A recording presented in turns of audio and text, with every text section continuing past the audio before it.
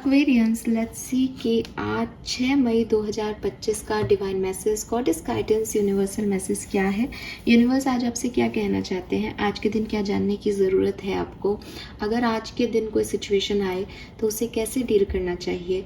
अगर ये गाइडेंस आज के दिन के लिए नहीं है तो ये आपकी ओवरऑल किसी सिचुएशन के रिगार्ड में हो सकता है जिससे अभी आप गुजर रहे हैं, जहाँ यूनिवर्स चाहते हैं कि आपको गाइडेंस मिले। सो लेट्स सी एक्वेरियंस की क्या मैसेज। Okay,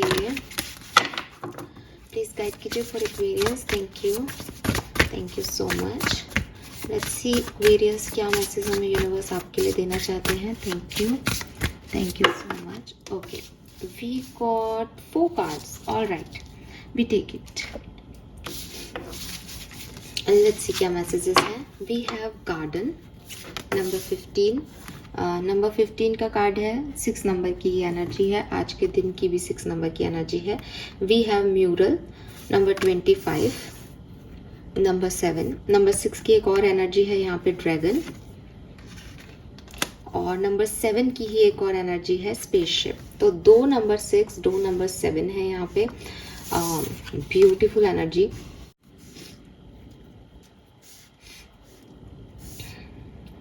beautiful. तो नंबर 6, नंबर 7 बहुत सिग्निफिकेंट नंबर हो सकता है आप लोगों के लिए। आपका जन्मांक मूलांक हो सकता है, या मे बी इन नंबर से ये बताया जा रहा है कि 6 और 7 मई आपके लिए खास होगी, या जून और जुलाई का महीना बहुत सिग्निफिकेंट होने वाला है। सो इस तरह से 4 कार्ड आना, हम जनरली 2 ही कार्ड लेते हैं अगर आप डेली गाइडेंस सुनते हो तो, और अपने आप 4 कार्ड आए जिसमें से 2 6 को रिप्रेजेंट कर रहे हैं, 2 7 को रिप्रेजेंट कर रहे हैं। तो कुल मिला के ये रीडिंग ऐसी है बेसिकली कि 2 ही कार्ड दिया यूनिवर्स ने आपको, एक 6 का, एक 6 नंबर का, एक 7 नंबर का। तो मैं इनको इसी तरीके से चैनल करूँगी। लेट्स सी आपके सबकॉन्शियस माइंड से क्या मैसेज आते हैं।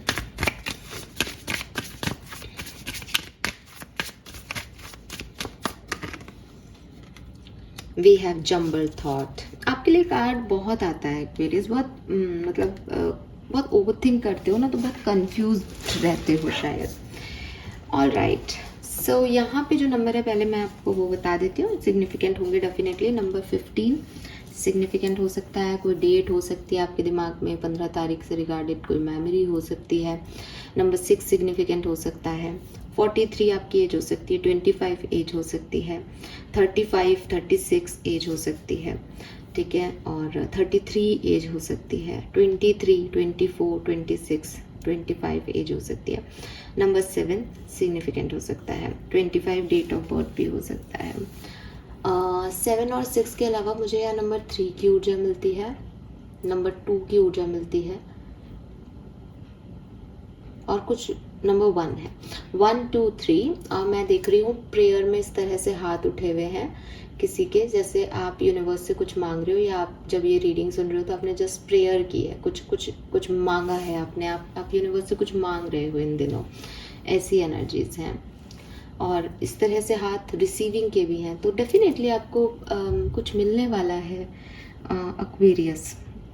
बी रेडी कि आपको कुछ मिलने वाला है सिग्निफिकेंट, आप कुछ पा रहे हो, किसी कर्म का फल, किसी कर्म फल को आप पा रहे हो। बी रेडी, बहुत जल्द आपको ये चीज़ें दिखेंगी। मे बी जून जुलाई इसका पीरियड हो कर्म फल का।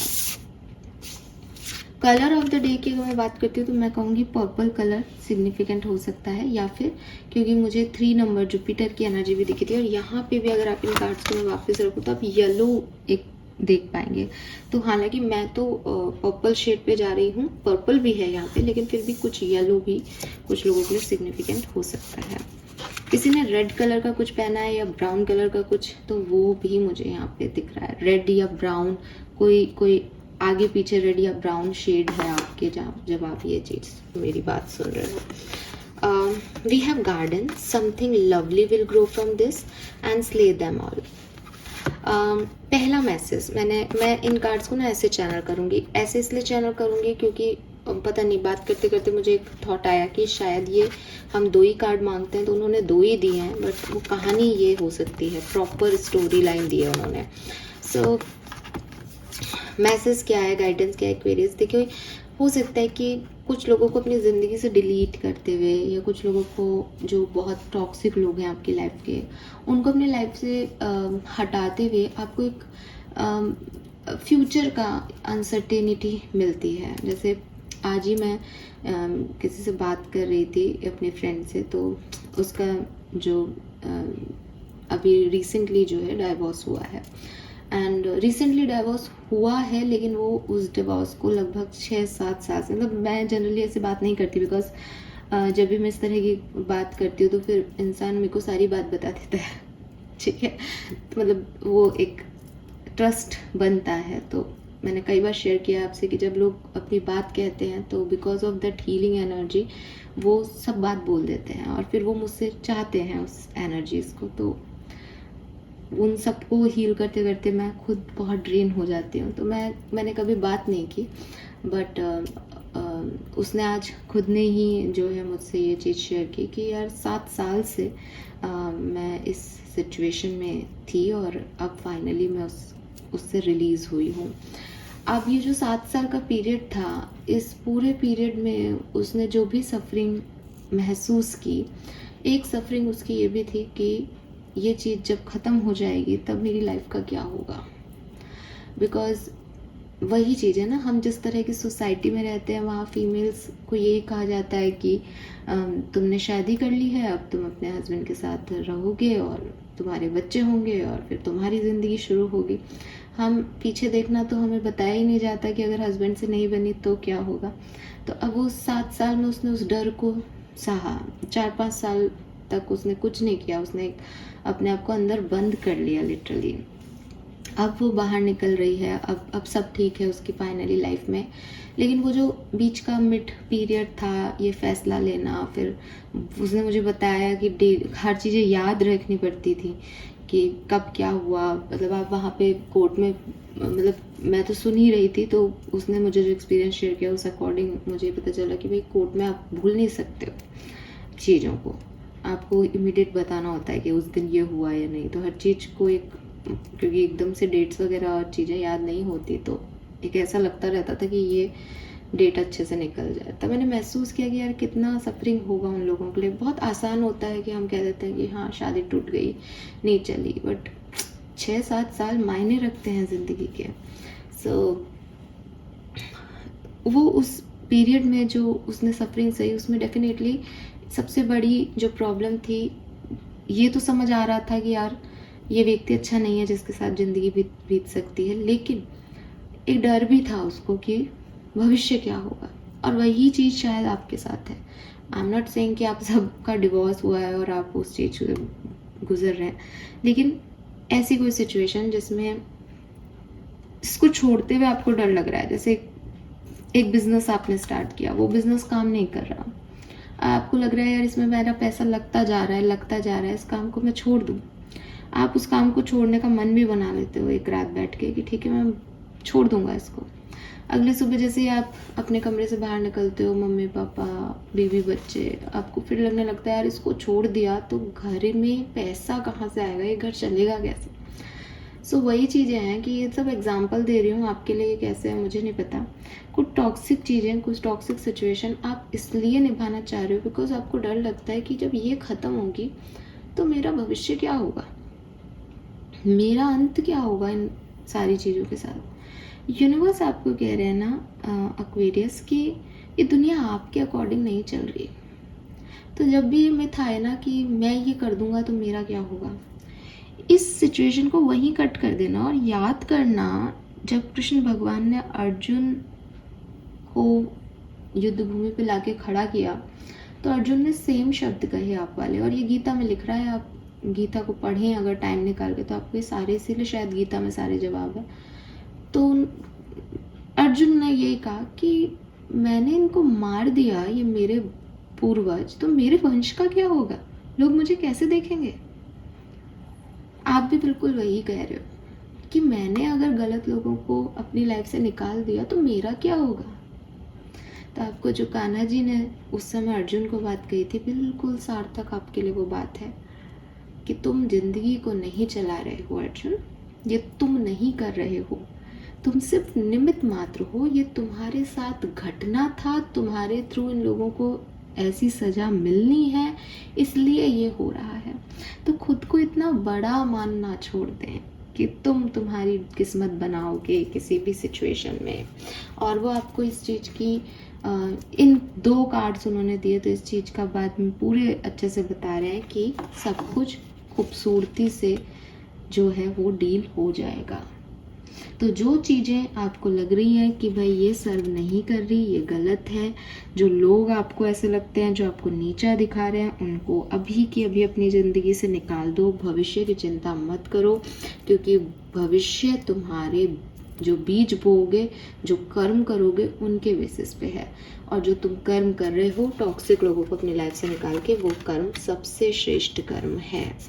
तो कभी कभी हमें लगता है कि हम गलत कर रहे हैं, शायद जैसे अर्जुन को भी लगा होगा कि स्वाभाविक है कि मेरा परिवार, मेरे बड़े भाई बहन, मेरे कजिन से क्या लड़ना।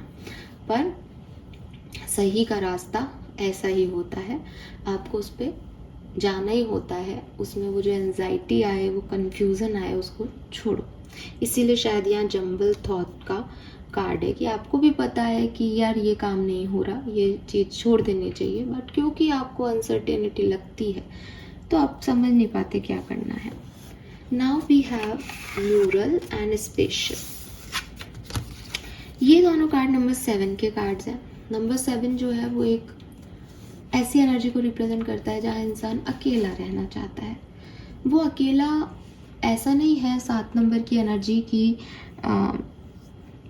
वो सफरिंग में अकेला रहना चाहता है। 7 नंबर की एनर्जी स्पिरिचुअल ग्रोथ की है।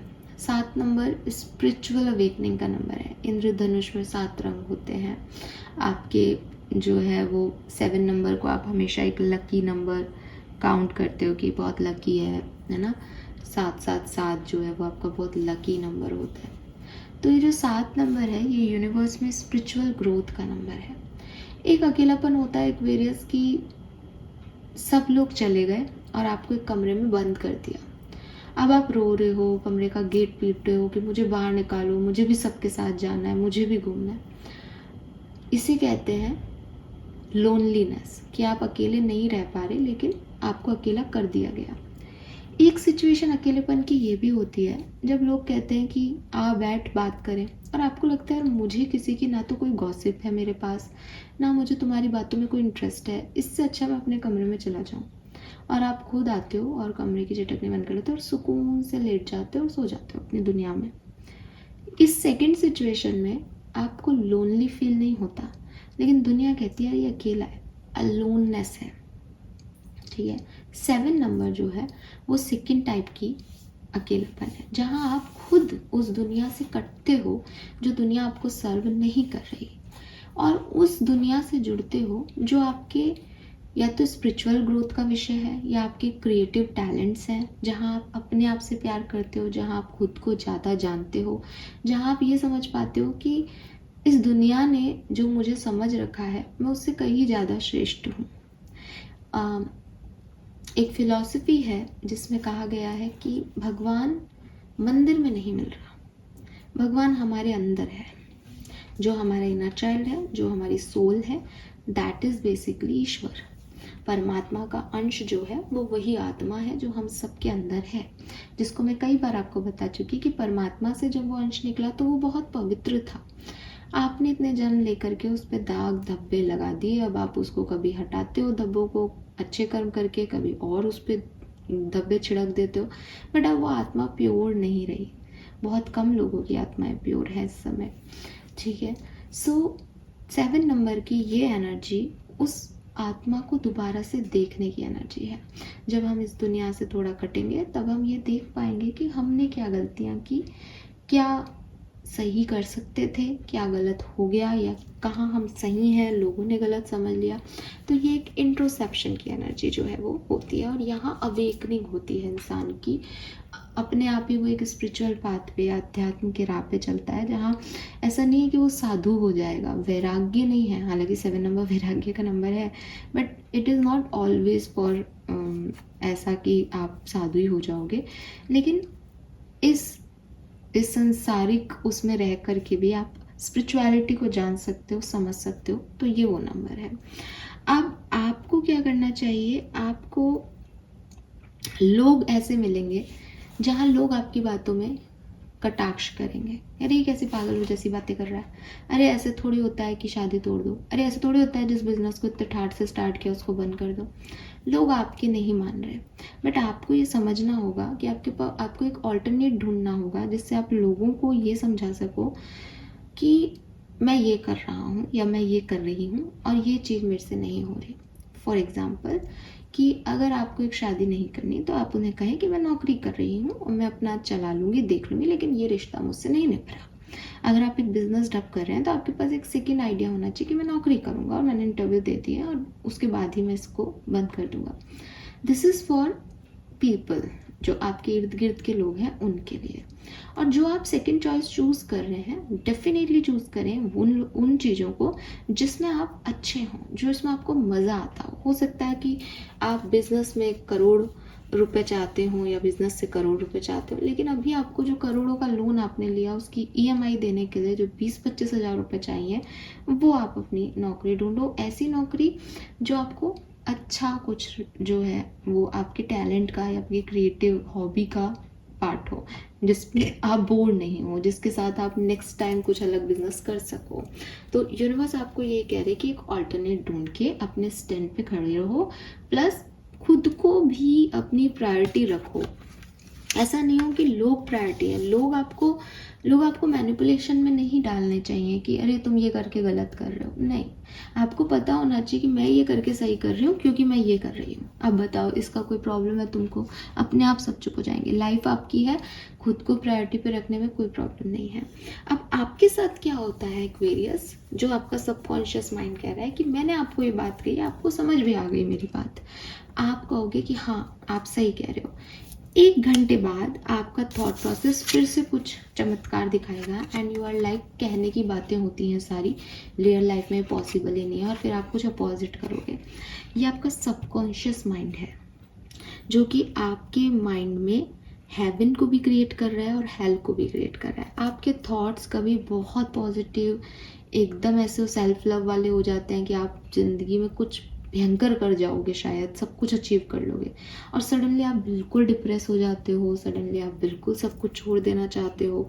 ये कन्फ्यूज़न, ये एंजाइटी, ये सिचुएशन से भागने की आपकी कला जिसमें आप माहिर हो कि ये मुझे डरा रहा है तो इससे भाग जाओ, फिर ये नहीं करना क्योंकि इसमें डर लग रहा है करने में, रिस्क ना लेने की कैपेबिलिटीज़, ये आपको परेशान करती हैं। इस पे काम करने की ज़रूरत है। अच्छी सोच से ये चीज़ आप लिमिट कर पाओगे जब आप अपने आप को ये चीज़ समझाओगे जो मैंने अभी कहा कि नहीं, मेरे पास एक अल्टरनेट थॉट प्रोसेस है या एक अल्टरनेट काम है। बेसिकली थॉट प्रोसेस में तो कन्फ्यूज़न है, सो अल्टरनेट काम है, मैं ये करूँगी या करूँगा। तो आपका दिमाग आपको सेकेंड थॉट नहीं देगा कि फिर तेरा क्या होगा। तो आपकी डर यही है ना कि मेरा भविष्य क्या है फिर अगर मैंने ये नहीं किया तो, या लोग क्या कहेंगे। बस आपको उनके जवाब के लिए पहले प्रिपेयर होना है और फिर अपने आप को एक थॉट प्रोसेस देना है, और जो ऐसा थॉट प्रोसेस जो पॉजिटिव हो, जो आपको बताए कि तेरा भविष्य बहुत सुंदर है। ठीक है, अभी आपको बहुत कन्फ्यूज़न और एंजाइटी हो रही होगी, तो एक इसका अगर मैं आपको समझाऊं तो अपने सबने बचपन में एग्ज़ाम्स दिए हैं। जब हम बहुत ज़्यादा पढ़ लेते हैं एग्ज़ाम्स में या हम बिल्कुल भी नहीं पढ़ते, दोनों ही केस में एग्ज़ाम सेंटर पे जाते ही एक अजीब सी एंजाइटी होती है कि पता नहीं इस पेपर में पास होंगे या नहीं। चाहे हमने कितनी भी मेहनत की हो, हम भगवान से कहते हैं प्लीज़ पास करा देना। क्यों? हमने मेहनत की है, रात भर जग के हम पढ़े हैं, फिर भी हमको कॉन्फिडेंस नहीं आता कि हम कर ही लेंगे। पर हम एग्ज़ाम दिए सब ने और मुझे लगता है आप सब भी पास हो गए होंगे, मैं तो हो गई। तो द थिंग इज़ कि लाइफ में जब हम स्कूल कॉलेजेस में एग्ज़ाम देते थे तो एंजाइटी होती थी। एंजाइटी को अपना नेगेटिव पॉइंट मत बनाओ कि अरे मुझे एंजाइटी हो रही है, डर लग रहा है तो कुछ गड़बड़ी हो जाएगी। नहीं, एंजाइटी है ना, ऐसी सिचुएशंस में कुछ नया शुरू करें, कुछ लाइफ में ख़त्म करें तो एंजाइटी होना स्वाभाविक है। ये एक नॉर्मल हार्मोनल प्रोसेस है, लेकिन इसकी वजह से हम उस काम को करना छोड़ दें। मैं पेपर ही नहीं दे रहा क्योंकि मुझे तो एंजाइटी हो रही है, मूर्खता है, गलत है। पेपर ना देना कोई सॉल्यूशन ही नहीं है। तो ये जो कंफ्यूजिंग थॉट हैं जो आपके दिल और दिमाग में एक हेल क्रिएट कर देते हैं, आपको सब बुरा लगने लग जाता है, सब लोग खराब लगने लग जाता है सडनली, इनसे बचो, ठीक है। लेट्स सी कि आपके कर्मा मैसेज क्या है। Alright, doing some community work. So आपको यूनिवर्स कह रहे हैं कि अपनी कम्युनिटी में, समाज में जो भी आप अच्छे कर्म कर सकें, ठीक है, चाहे वो मनी की कोई आप व्यवस्था करें किसी के लिए, या पैसा डायरेक्ट नहीं देना चाहते, किसी चीज़ को प्रोवाइड कराएं अनाथ आश्रम में या अपनी कॉलोनी में, या इतनी गर्मी है आप वाटर कूलर से लगवाएं, जो भी आप कम्युनिटी वर्क करना चाहें वो आप कर सकते हैं, आपके लिए बहुत अच्छा होगा एक्वेरियस, ठीक है। So this is all for you, hope ये आपसे रेजोनेट होगा guys. Thank you so much reading को देखने के लिए, चैनल को लाइक और सब्सक्राइब कीजिए।